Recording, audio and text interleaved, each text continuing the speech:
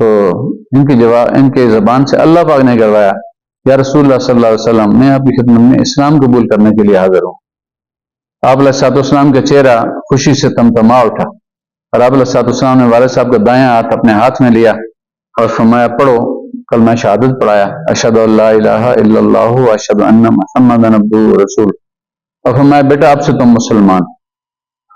تو اب یہ غیر معمولی بات تھی، نبی کریم علیہ السلام کی زیارت۔ انہوں نے اپنے دوست سے تذکرہ کیا، اور وہ وہاں جب تفریح ہوئی، ریسیس ہوئی، تو مولانا صاحب کے پاس لے گیا۔ یعنی یہ جتنی خواب کی حقیقت یہاں تک کہ اس کے بعد غازی صاحب بیدار ہوئی ہے، پھر اسی محمد صادق سے یہ تذکرہ کیا کہ رات کو میں نے یہ منظر دیکھا۔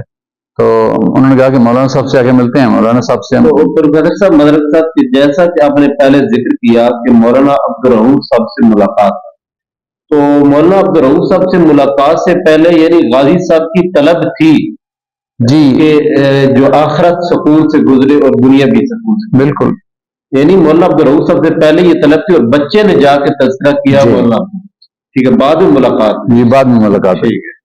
تو مولانا صاحب بہت خوش ہوئے خواب سن کے، لیکن فرمایا بیٹا اور مانگو، آج بھی رات یہی مانگو۔ کہ جس وقت پروفیسر صاحب کو خواب آئی کہ آپ صلی اللہ علیہ وسلم کے ہاتھ پہ انہوں نے اسلام قبول کیا، کلمہ پڑھا، تو اس سے پہلے عبدالرؤوف صاحب نے جو انہیں کہا ہے، اس کے بعد ان کو خواب آئی یا پہلے یہ خواب آئی؟ جی نہیں، جب انہوں نے کہا کہ آپ روزانہ بھگوان سے ہدایت مانگو، اس کے 7 دن بعد یہ پھر لیلۃ القدر تھی، جس رات علیہ صاحب کو نبی پاک صلی اللہ علیہ وسلم کی زیارت تھی۔ اس سے اگلے دن جو ہے وہ 28 رمضان تھا، تو پھر انہوں نے یہی خواب میں، یہی بیداری میں یہ دعا مانگی، بھگوان مجھے سیدھا رستہ دکھا۔ تو رات کو پھر خواب میں دیکھا کہ ہندو اور مسلمان بچے جو ہیں وہ اسکول سے واپس آ رہے ہیں، تو راستے میں ایک دیو کھڑا ہے، وہ بہت لمبا قد ہے اس کا، اور ماتھے پہ سینگ ہے اور ایک آنکھ ہے۔ تو وہ ایک مسلمان اب یہ تربیت کا حصہ ہے، آپ دیکھیں یہ تربیت چل رہی ہے۔ یعنی یہ جو دوبارہ بیداری کے اندر محمد صادق کو آپ نے یہ ساری بات بتائی کہ میں نے یہ خواب دیکھا، یہ اس کے بعد پھر اس سے اگلی رات پھر یہی دعا کی، مولانا صاحب کے کہنے پہ اس سے رات اگلی رات پھر یہ دعا کی۔ پھر یہ سارا قصہ آپ نے مولانا صاحب کو بتایا جی یہ خواب آ گیا؟ بالکل صحیح۔ تو اس نے بلایا ایک مسلمان بچے کو اور اس سے کہا کہ تم کس کے بندے ہو؟ میں اللہ کا بندہ ہوں۔ تو اس نے دجال نے جو تھپڑ مارا، تو اس بچے کا سر تن سے جدا ہو گیا۔ اچھا، پھر ایک ہندو بچہ آگے گیا تو اس سے پوچھا تم کس کے بندے ہو؟ تو اس نے کہا جی میں تو آپ کا بندہ ہوں۔ تو اس نے اسے دنیا کی ترغیبات، مٹھائی دی، پیسے دیے اور اس طرح چیزیں دی۔ اور پھر تیسرا نمبر ان کا تھا، یہ جب گئے، یعنی خواب کے اندر بھی غازی صاحب کو ایک مشکلات دکھائی جا رہی جی دکھائی جا رہی تھی۔ تو تیسرا جو نمبر تھا، اس نے پوچھا آپ کس کے بندے ہو؟ تو انہوں نے ایک شام پہلے اسلام قبول کیا تھا، انہوں نے التماس کی، انہوں نے فرمایا کہ بھئی میں تو اللہ کا بندہ ہوں۔ غازی صاحب نے جی، تو دجال نے تھپڑ مارا تو یہ دور جا کے رہے، اب ظاہر ہے تھپڑ لگا، درد ہوئی، تو انہوں نے رونا شروع کر دیا، اور پھر اس نے بلایا ادھر آؤ۔ تو جب ادھر جانے ہی لگے تو دائیں جانب سے بڑی خوبصورت آواز آئی کہ بیٹا پہلے میرے پاس آؤ۔ دیکھو تو نبی کریم علیہ السلام حیران ہو گئے، یا رسول اللہ صلی اللہ علیہ وسلم، میں تو کل آپ کو مکہ مکرمہ میں آپ سے ملاقات کی تھی، آج آپ یہاں؟ فرمایا مفہوم ہے اس کا کہ میں صرف تمہاری مدد کے لیے یہاں آیا ہوں، اور یہ دجال تمہارا کچھ بھی نہیں بگاڑ سکتا۔ اور پھر فرمایا کہ تھوڑی مصیبتیں ہیں، تھوڑی پریشانیاں ہوں گی، لیکن پھر ہمیشہ کے لیے جنت ملے گی۔ تو اور پھر پیٹھ پہ ہاتھ پھیرا، جیسے بچے کی پیٹھ پہ ہاتھ پھیرا جاتا ہے نا، پیٹھ پہ ہاتھ پھیرا اور فرمایا کہ تم زندگی کے کسی میدان میں انشاءاللہ ناکام نہیں ہوگے۔ یہ بہت بڑا دلاسا تھا، یہ بہادر بن کے پھر دجال کے پاس گئے، لیکن اس سے پہلے ہی جو ہے وہ آنکھ کھل گئی، بیدار ہو گئے، خواب سے بیدار ہو گئے، خواب سے بیدار ہو۔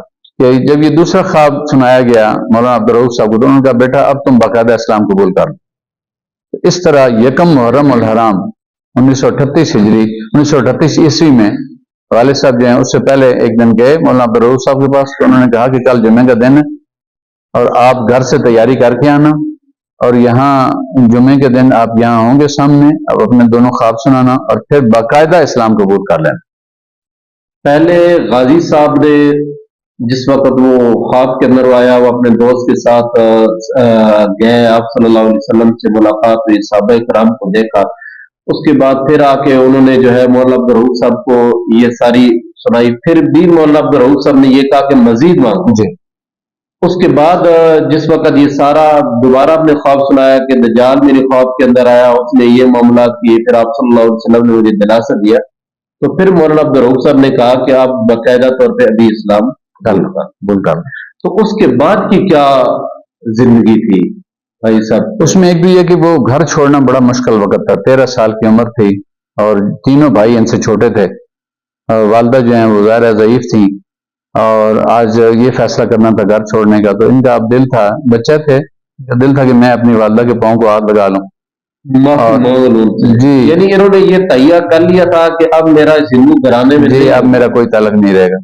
تو وہ نہیں، یہ غازی صاحب نے خود ہی فیصلہ کر لیا تھا، یا کہ جس وقت انہوں نے اسلام قبول کرنے کا فیصلہ کیا تو خود ہی سوچ لیا تھا کہ اب یہ مجھے تنگ کریں جی گے؟ بالکل ان کو یہ تو نبی پاک علیہ السلام نے بھی رہنمائی فرما دی ہاں، تھی، کیا کیونکہ یہ ہندو ڈومیننٹ سوسائٹی تھی. ہمارے رشتے دار جتنے تھے وہ بڑے بڑے اعلیٰ عہدوں پہ فائز تھے، مالدار تھے.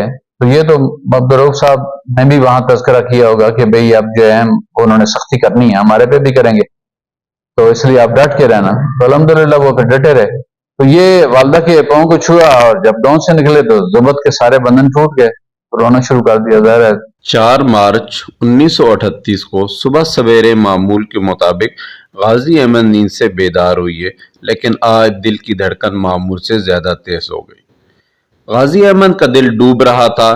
والدہ مائدہ ناشتہ بنا رہی تھی. دل ہی دل میں کہا کہ آج میرا آخری ناشتہ ہے، پھر شاید زندگی بھر ماں کے ہاتھ کا کھانا نصیب نہ ہو.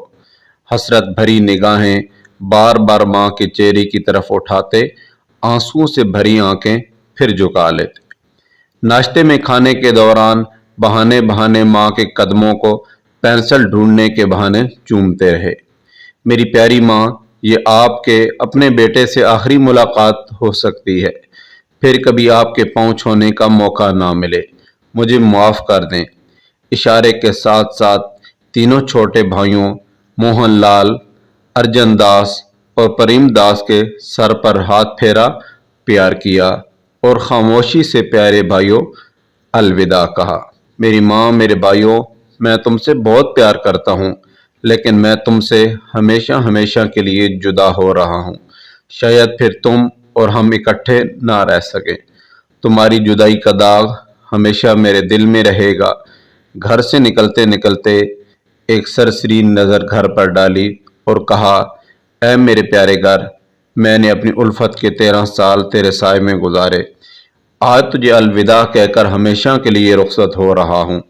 شاید پھر زندگی بھر تیرے سائے میں گزارنے کا موقع نہ ملے. گھر سے بیر قدم رکھا اور چل دیے.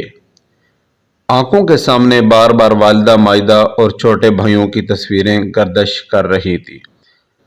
غازی احمد نے عالم بامل مولانا عبد الرؤف بوچالوی کی ایمان افروز دعوت پر اسلام قبول کرنے کی ٹھان لی تھی. کمر پر سکول کا بستہ لٹکائے گھر کی الوداع کہا اور اسلام قبول کرنے بچال کلاں کا رخ کر لیا. 1 محرم الحرام 1938 بروز جمعہ 4 مارچ. جب بوچال کلاں خبر پہنچی کہ آج مدنی مسجد بوچال کلاں میں ایک ہندو بچہ اسلام قبول کرنے آ رہا ہے، تو مرد، بچے، بوڑھے، جوان مسجد کی جانب امنڈ آئے. ذہن میں جگہ کم پڑ گئی. مسجد کے مینار، ممبروں، محراب سے اللہ اکبر کے نعرے گونج رہے تھے. مائیں، بہنیں، بیٹیاں غازی احمد کو ایک نگاہ دیکھنے کے لیے اپنے گھر کی چھتوں کا سہارا لینے لگی. ایسا لگ رہا تھا کہ غازی احمد کی خبر سن کر سمندر امنڈ آیا ہو. بوچال کلاں کی در و دیوار بھی 13 سال کے بچے غازی احمد کو مرحبا مرحبا کہہ رہی ہوں. 1 محرم الحرام 3 مارچ 1938 بروز جمعہ. کرشن لال نے مولانا عبد الرؤف بوچالوی رحمۃ اللہ علیہ کے ہاتھ اسلام قبول کیا اور آپ کا نام کرشن لال سے بدل کر غازی احمد رکھا گیا. میری ان سے ملاقاتیں کافی ہوتی رہی اور اسی مسجد میں یہاں مسلمان ہوئے تھے. اس وقت یہ سامنے مکان تھے، ان پر عورتیں تھیں اور مسجد بھری ہوئی تھی اور بڑا عجیب خوشی کا منظر اور سما تھا. آپ کے اسلام لانے سے مدنی مسجد تکبیر کے نعروں سے گونج اٹھی۔